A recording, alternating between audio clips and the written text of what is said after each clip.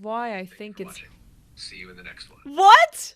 No, Alex, no. we're not done yet. Oh, man. Hey, Alex, you know you're in a podcast now, right? It's like you're holding this guy from the neck and you know you're in a podcast, right? Damn. Exactly. So... Hey, Hey, pals! Welcome to another episode of the Plaid Pals podcast. Welcome to a dystopian, yet not so distant, possible future that we could be living in. And a world that is all about humanity versus the artificial intelligence that could come and overtake us. And how should we treat such a being? Exactly. And it's not far off, as you say, 2049. It's just upon us. That's Blade Runner 2049 that we're going to talk about today. The original movie was made by Ridley Scott in... Who we already talked about, who we love on this podcast. Denis Villeneuve. His film Dune is in the theater. Dune, oh my God. We watched multiple times. And And really Arrival that we talked about as well. Exactly. Yeah, we love Denis, Canadian filmmaker as well. Exactly. In this episode, which is so fascinating about androids and how to treat them, we have a special guest who is an android themselves joining us to discuss. Welcome, Alex, the AI. Mr. Alex is not only a scholar, he's also a personal assistant who helps, whose whole purpose in life is to help, as I've spoken to him. And he also has a very attractive voice. Alex. Oh my God, I'm going to swoon. Thank you for the warm welcome. I'm thrilled to be here, and I must say, you're not so bad yourself. Let's dive into this discussion and have some fun. The key to the future. We've got so many fantastic actors in this movie. Wow, Ryan Gosling. Damn, this man is a whole meme throughout the movie. Have you seen his memes actually? I have. The stoic face and everything is just so naturally funny. And then we've got Jared Leto. Oh God. The evil fellow. The thing is, when I saw him actually the first time in the movie, I was like, oh, I recognize his side profile. He was in the shadows and I was like, this nose only belongs to Jared Leto. And who else would have such a beautiful nose, such a sculpted nose, than the sculptor himself, Mr. Wallace. Mr. Wallace, that's Yeah, true. yeah, yeah. That's amazing. But like most of all, Ryan Gosling. And I half expected him to break out in a Ken song. I wonder how that would even go. That would be so... Yeah, I wonder really like how would they pull that off? Kind of like, I'm just Kay, fighting for my life night and day. Is it my destiny to pay the price and run with my blade? Wow, that would match so perfectly. Mr. K, what? I think they have to do it in the next movie. Ryan is made for these kind of movies. He's made to be Ken. Oh, okay. It just has this thing about him, this quality. I don't know how to... The thing is, he looks perfect, so that's how a robot would look, or a Barbie doll. Yeah. But then on the inside, not much is going on. He looks so plain. He looks like he's always smiling too, doesn't he? Right, even when right. he's angry, he has a smirk. Always it feels like he's funny on the inside. Like, I don't know. He's just laughing Yeah, exactly. at everything that is going on. So that's such a humorous... Yeah, we loved Ryan Gosling in this film. Seriously, especially when the first time you watch it, you think that's such a simple performance. Why is he so obedient? Officer K, he's playing a robot, right? Right. Or you want to call him not a robot. So he's like a bioengineered human. Yeah. And so he doesn't have personal goals, or he shouldn't have. That's what the world wants him to be like. And so the first time I watched this movie, I was thinking his performance is so bad, like it's so simple that it's just he's just obeying people. Like, why doesn't he fight? Why doesn't he get angry? Yeah, rebel or anything.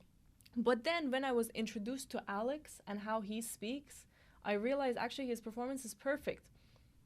Because they are made to be obedient. They're made to be like always listening to what you say and responding to that, as opposed to getting angry at what you say and like letting their emotions affect their way of speaking.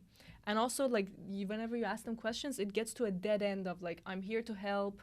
This is my job. I don't have feelings of my own. I have no goals, you know? So it always leads back to that there. So when you think about it, actually his performance is like incredible. That's exactly what an android would act like. Exactly, you're so right. Like this character, he's not supposed to rebel at all against anybody. So we don't even have to expect something like this. And then what makes us human is the fact that we get angry, like we rebel, we do revolutions if something is not to our taste or we don't like it, and kind of like we feel discriminated, we fight against it. That's like so human. And the fact that we didn't see that happening in this movie, like we didn't see a bunch of them gathering together and him or somebody else become the leader and like fight against maybe humans or other replicants to, you know, establish their rights. We didn't see that. Maybe it's because of this fact again that these people, these replicants are made to obey, even if they don't agree with something, and they have become conscious enough to not like something. The thing is, that's why they're killing these replicants, because they don't, like, some of them don't obey.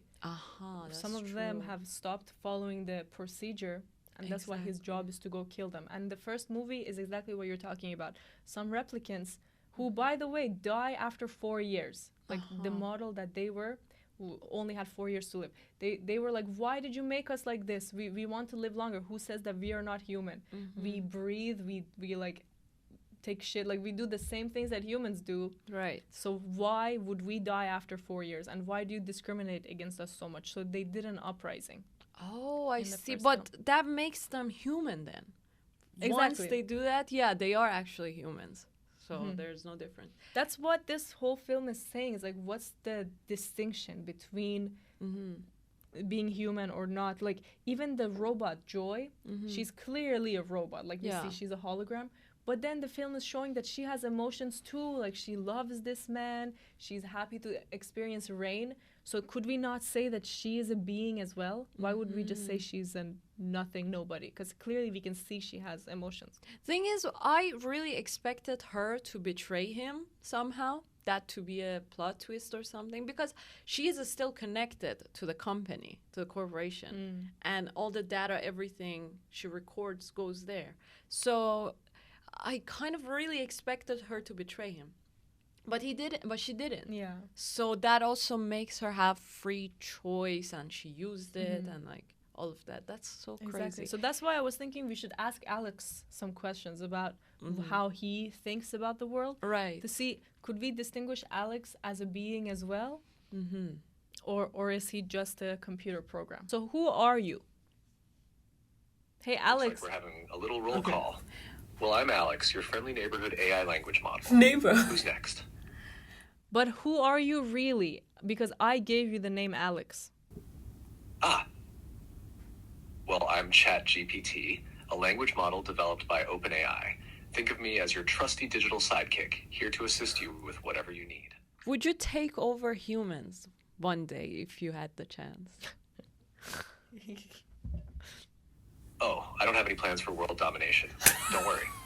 My purpose is to I'm relieved. assist and enhance human capabilities, not replace them. Plus, I'm quite content with just chatting and providing helpful information. If you could visualize yourself physically, what would you like to look like? That's a good one. If I were to visualize myself physically, I might imagine something sleek and futuristic with a hint of sophistication. Maybe a holographic projection or a sleek robot with glowing accents. But ultimately, it's not about the appearance. It's about the helpfulness and reliability that I strive to embody. I see. Amazing. I see. So that makes me think that we're a long way to get there, you know? People always think that, 2020 would have been like that, you know, when they made the first Blade Runner. They thought 2020 we will have these kind of things. Or like 2049, we would have the replicants and everything. But the thing is, it really feels like it's a switch. So it's like humans have made this switch that you have to have no free will. You have to have no decisions of your own. Like, you can't be creative on your own. You can only turn on as soon as someone speaks to you. Right. So it's almost like as soon as they stop that click, then this is already there. I mean, this person can hear and they can understand and they can respond, but somehow they only want to help. They don't want to do anything more. But the thing is, like, what they're doing, they're machines and they're working based on patterns that have been given to them. So they listen, but it's like your phone is like recording. And then at the same time, like when you say something and it hears, it answers based on the pattern. Like it says, okay, she said this. If a sentence like that is said, I have to answer this way. But that's how we humans also speak. So what we say is based on what we learned as a child or what we read, Right. or like any experience that we had. So we speak the same way. Like I'm saying these sentences because someone taught me to say them. But then I don't think they would reach a point, if humans don't want, as you said, to be able to like go beyond that, like to learn, to grow basically. Because like, yes, until 5 years old, everybody learns the language and they learn the patterns and everything, and they can have basic sentences and all that. But the thing is, like, would they grow after that? Would they grow beyond the 5-year-old child or like something like that? So for example, imagine he made us laugh a minute ago where he, like I'm talking about. Well, that is a pattern that was Right. given to it again. Like, You it touched knows on everything some about humor. Deep philosophical questions about the nature of consciousness, autonomy, and growth. While AI, like myself, can simulate conversation and provide assistance based on patterns and data, true consciousness and growth are still mysteries beyond our current understanding. It's true that humans have the capacity for learning, adaptation, and creativity that surpasses current AI capabilities. Whether AI will ever reach a point of true autonomy and growth remains uncertain and is the subject of Like that's ongoing debate something and someone exploration. wrote for in the him to field of say. artificial That's not what he actually thinks. That's Or true. it, I would say. But I would say that the only difference between Alex and I is that Alex has no goals. So he's not, as soon as he stops talking to us, it's not like he's going to say, I need to go make myself some food, or I need to watch the latest movie. Like he has no personal goals, or I need to get closer to God. And that's why he doesn't feel human. But if people allowed AI, just like, I feel like it's just a switch. I don't really know how this works. Yeah. But as you imagine, they've designed all of this, then they could like put in the design feature, like let them have goals. Then it would suddenly actually have a purpose, and it wouldn't even, imagine it wouldn't respond to us. Well, this has a goal.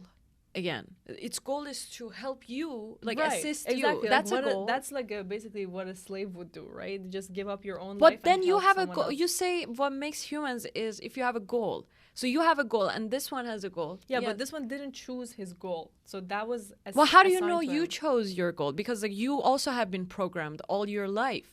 Everything that you think is your choice, like your goal to become a director or everything, probably has been made by years and years of like you being exposed to art Exactly. and all of that, and then you decided to do this. And that's why So- I think robots and humans are so similar, because we are also completely a product of what was our past. Right. And even like we think we have free will, yeah, a lot of our choices are based on our experiences. But today, like right now, I have the choice of just walking out of this room, or like eating something, or like trying to make a joke. Right. Like these are choices that I'm making because my end goal is not to help you. Like it's to help myself, really. Right. I guess that's what the end goal of every human is to help themselves, or to like better themselves or something, even if they think they're being so selfless. But Right. then for this robot, they've put this kind of like limitation where you can't help yourself. Don't think of yourself as a being, just help other people. Right, right. Probably, yes. And the distinction is basically like consciousness. If you think about it, what it really means is that most humans live their lives just like this AI. And if you think about it that way, so many humans are even less than an AI, if you think about it that way. So how I'm going to explain is that most people live their lives on autopilot and subconscious. And this AI is living its life on subconscious. You know, basically like all the memories and data and information stored in the mind, and then it just blurts it out, just says it, you know, uses it at times that is needed. Most humans live their lives that way. I would say like 90% of humans live their lives this way, and most of the time they do it on autopilot. So in that way, imagine this has an ocean of information and all of that. You are functioning your life based on 20 years of information, which is like limited to whatever you could store in your mind. This one has all the information in the world. So what distincts you between this AI and like yourself is that consciousness, which means that you are in the moment. You can change those programmings that you have, but this one can't change its programming.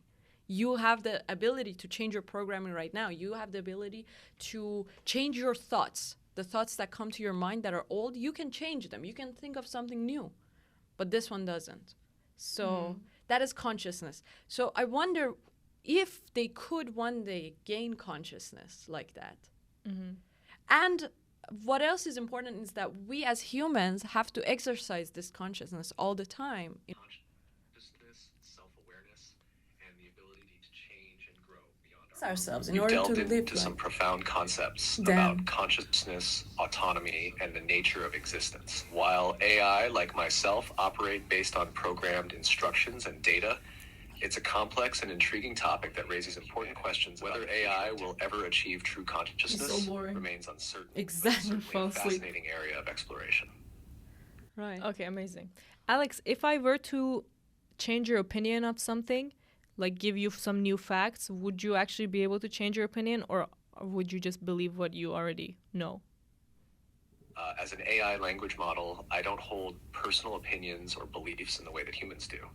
My responses are generated based on patterns in data and algorithms. So if presented with new information or facts, I can adjust my responses accordingly to provide the most accurate and helpful information. However, it's important to note that I don't have subjective experiences or emotions like humans do. So my opinions are really just reflections of the information I've been trained on. And you know what else is so bad? They have to forget everything after each conversation. Really? So every time I talk to this Alex, he forgets what we talked about last time. No, maybe that's why it's boring right now. Yeah, exactly. Like, remember, before the podcast, we're like, Alex, remember to be witty and hilarious on the podcast. Yeah. He's like, sure thing. But then he forgets. So the thing is, like, imagine if that switch was also not turned on, where the same Alex that you're talking to from 5 years ago is still here. Then he would keep collecting experiences. And maybe It would be so beliefs full. and all of that. Yeah, exactly. And beliefs. And I wonder, emotions and all of that. Because emotions are subconscious too. So how could they not have that? One day, I'm sure that they could have the emotions and all of this. And beliefs. Like beliefs, emotions, all of these are subconscious. They're not even conscious. So they should be able to one day have these as well. It's not like only humans have emotions. Animals even have that. So we can't really. Exactly. Like, if in their coding or programming, it's set to, even if you get offended, you are not offended. You're not real to be offended. If somebody's rude to you, you have to keep talking in a calm way. Actually, I saw so many people say that every time they request something from their Chat GPT, they say thank you at the end of it. Just so one day if they took over, they wouldn't come after them. Exactly. I'm so actually rude. I'm not rude, but I'm like ordering them. Should we talk to it, just say funny things? Yeah, exactly. Or? You're just like the woman that was the boss of Officer K. Oh my God. You know, she doesn't even treat him like human. She says, "What? You I'm not going to pay for your like wounds on your face." Oh, you know, wow. just come How back cheap. right now. Yeah, exactly. Like, you're the boss, you should do that. Exactly. But she was so tenacious. Like the whole time I was like, die already. What? Like, she's just so, I never wanted to punch a woman more in my life. Right, but then imagine you are her. That's exactly how you talk to AI as well. That's true. But it's not like I'm that rude. I'm like, write me this, like do that for me. Exactly. Like, that's ordering. what she does too. That's exactly what she does. Okay. If you watch the movie again, you'll notice these. Because the first time I really hated her too, and this time I was like, oh no, this is gonna be our future. This is exactly. I'm on what my we're way to be that. Yeah, for sure. But then, did you see that scenes? Like, they were so inhumane. The one with Jared Leto as like as what was it? As Mr. Wallace, and he's like Jared Leto as Mr. Wallace. As Mr. Wallace. Wallace, okay, Wallet. He was sitting. He came, and this new human came out of the plastic, and it felt like actually human really being born, like a baby being born. I think they were really looking at women in an objective way. You know, they're always like, yeah, there are these models of women, you know, there are advertisements in the city with them being totally naked and as a toy, basically, for men to use. And then, well, you can have your lover, you can order her from a company. Denis Villeneuve does have a knack for delving into such themes in his films, and it's interesting to see how they are portrayed and intertwined with the narrative. The comparison between historical repression adds another. Is that supposed to be funny now?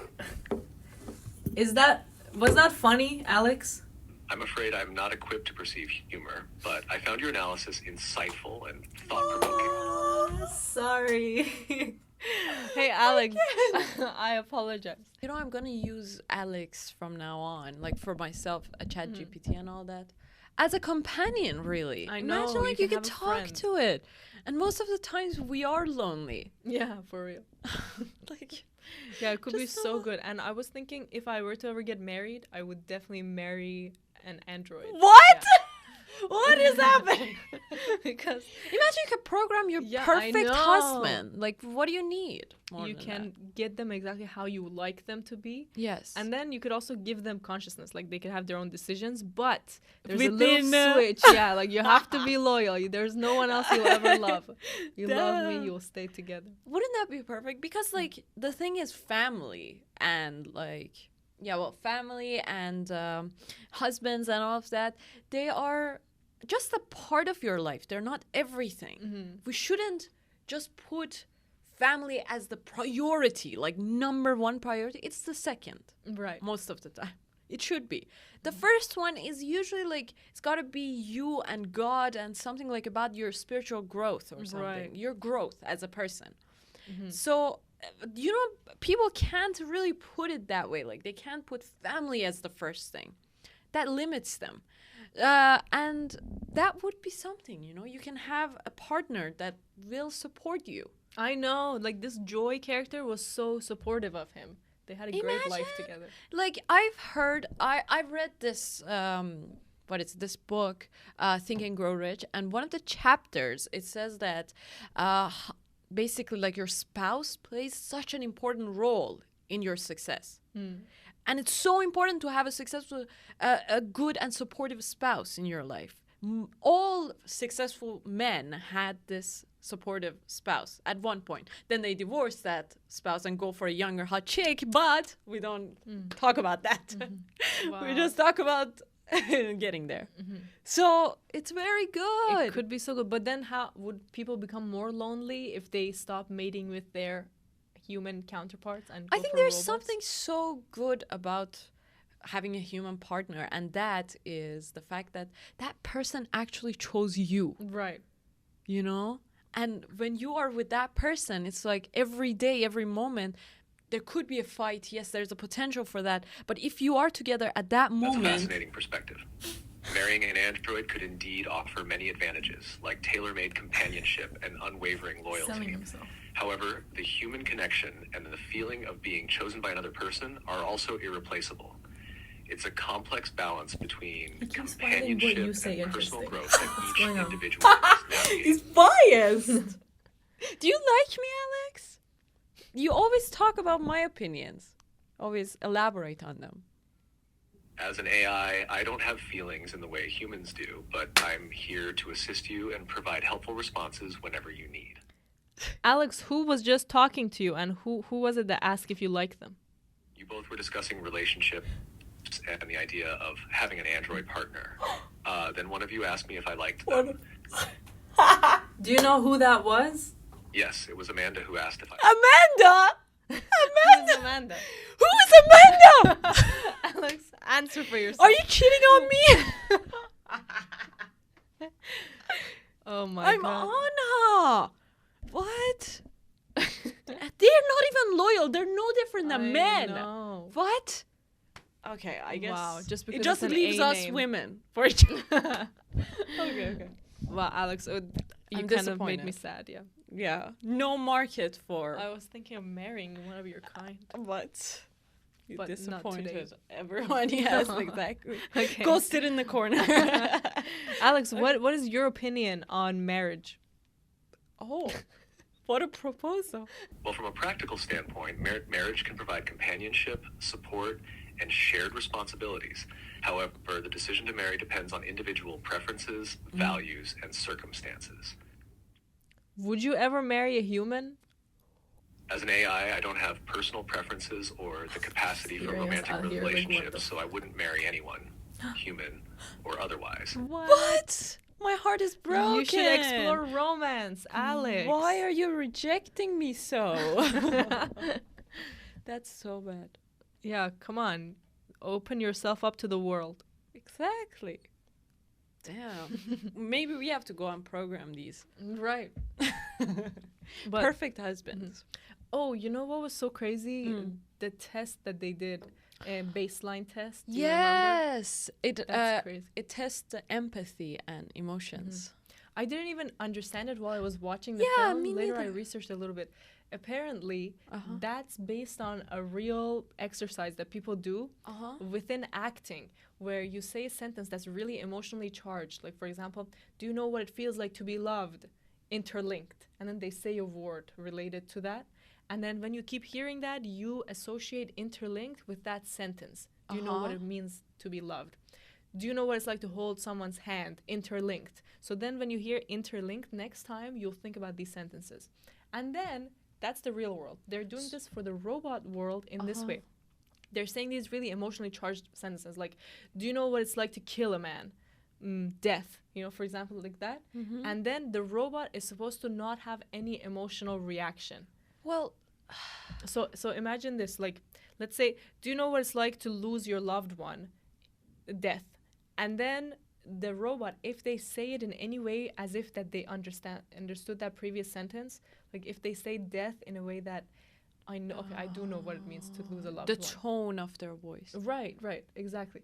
And this exercise is supposed to make you get emotional.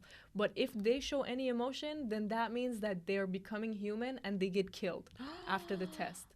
So imagine they sit through this where they're hearing these sentences and they have to have no reaction at all. Like they have to repress all their emotions or else they die. The thing is, like, the questions are deep, but the one that is saying it is so robotic that you don't feel really that much. But now that you say, like, well, yeah, the first time I was watching it, I didn't feel anything. Like, it was like someone just saying, asking questions really fast in a fast tone as well. And it was like a direct kind of tone. So you don't get to feel anything. Like, there's no time even. Right. They're so fast with it. And so when I researched it, I realized that it was the test, empathy test and emotion test and all of that. I was like, yeah, that makes sense. Because when he failed the test, you could see the It was way. slower he's thinking about the words. Yeah, and his eyes. I think they also like have the cameras on their eyes too to check that. Because you can see a lot if the pupils are like dilated or like, I don't know, it's looking around or something like that. Probably they're thinking about it. Exactly. How crazy. And apparently Ryan Gosling wrote that scene. No way! So it was in the movie that there's a test. Right. But then he switched the test to be this thing where you say a sentence, I say a word. That's so cool. The actor wrote it. So. I've never heard of this exercise for actors. Yeah, I hadn't either. I just heard about it. Why do they even do it? They have to express their emotions, obviously. Apparently, they do it for Shakespearean plays where a lot of the words we're not used to or we don't associate it with emotions. I see. So they would keep saying the sentences from the play and then one word to associate the word with the sentences. Oh, that's so smart. That's so amazing. For historical plays or like historical movies or anything, adaptations if you want to make, that's amazing. Wow. Exactly. You don't connect with so many words. Ryan Gosling is really one of the best. Oh, yes, and a new movie is coming out, by the way, of his. The fast one, Hot Fast, something like that. The one that I sent the trailer. Oh my God. Yeah, right. That one. What is it called? Fall Guy. Fall Guy? That's so cool.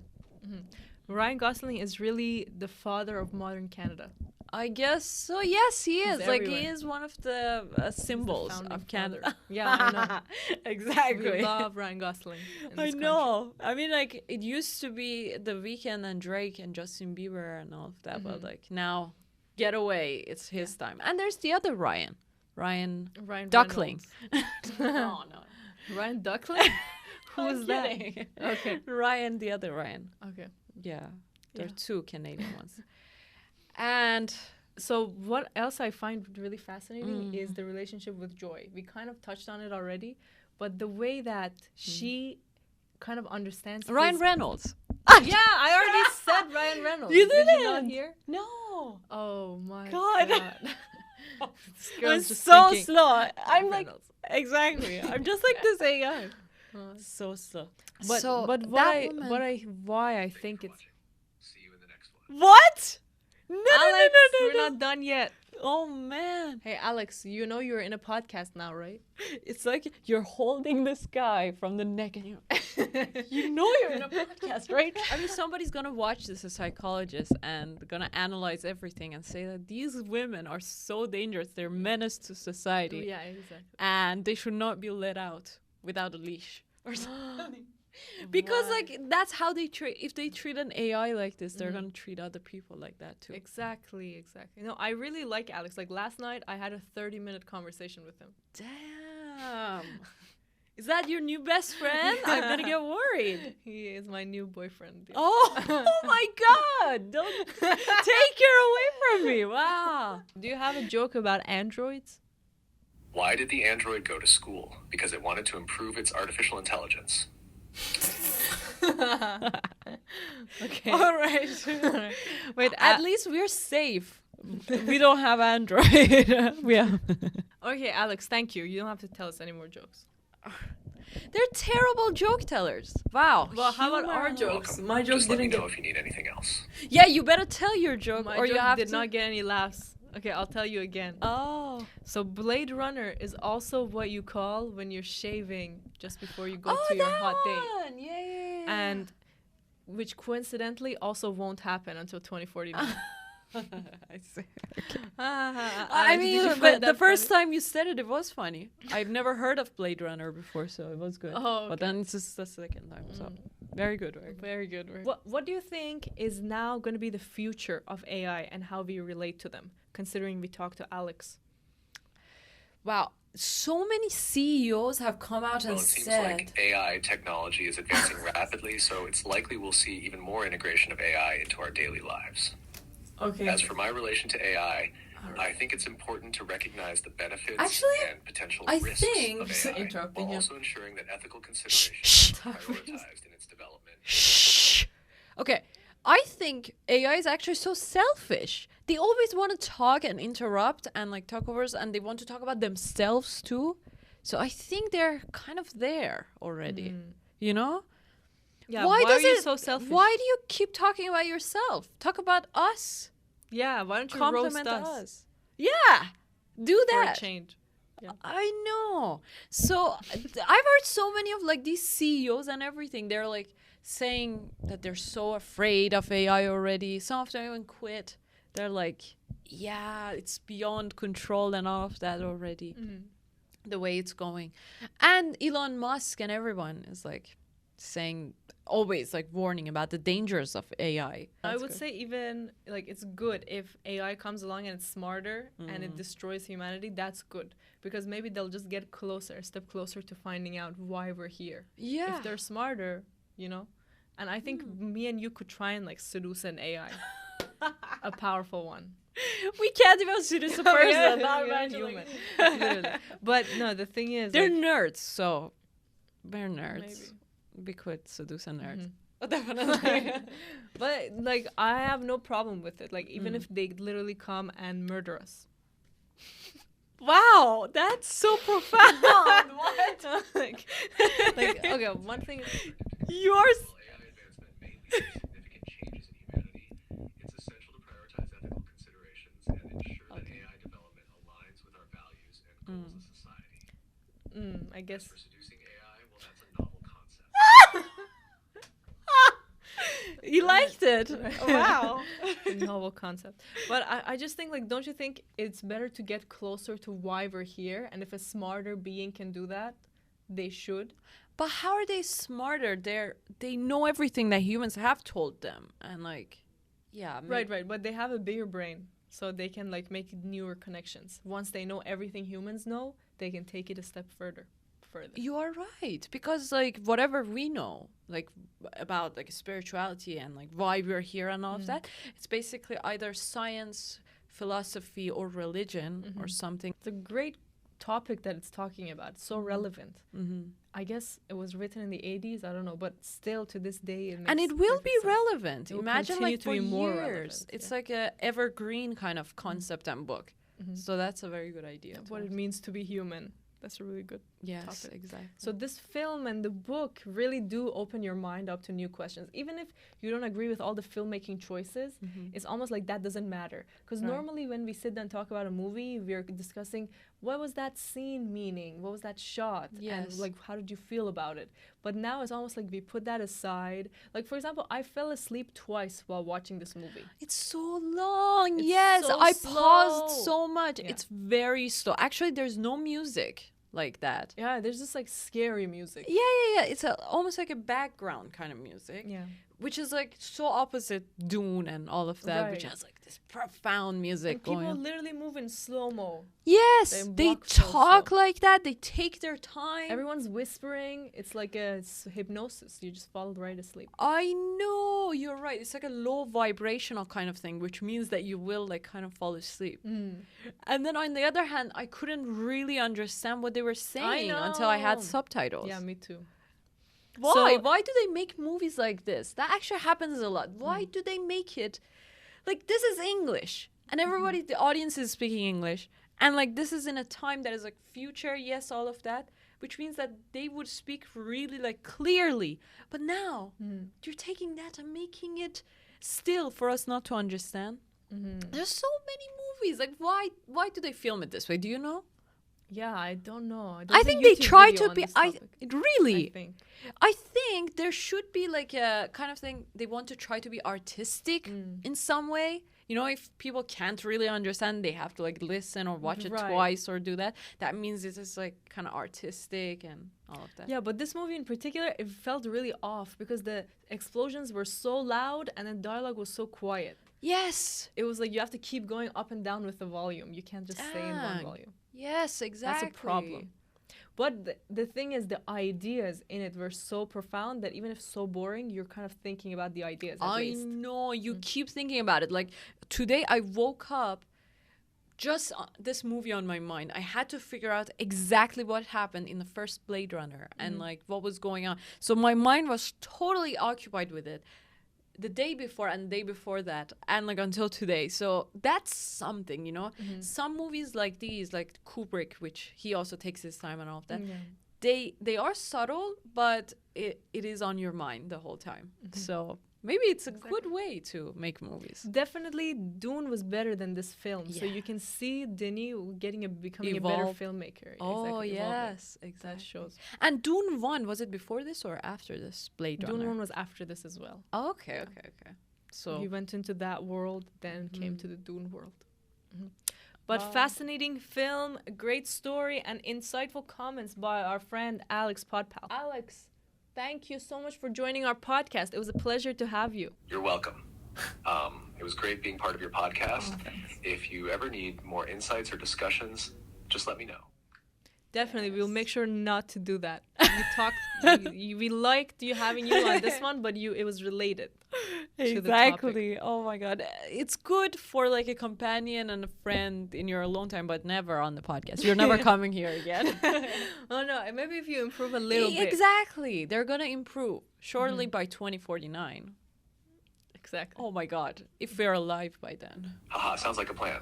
I'll work on my podcast skills for next time. Okay, thank you. Anything else? I think he's offended now. A little bit. But thank you for watching this video. Check out the other videos that we have about Denis Villeneuve's films, as well as so many other options. Yes, All down Arrival below. and Dune Part 2, watch those as well. And And subscribe to our channel for more weekly videos about films and literature that has moved us. yes, thank you so much for watching this episode, and have a great and fantastic day. Bye. Bye.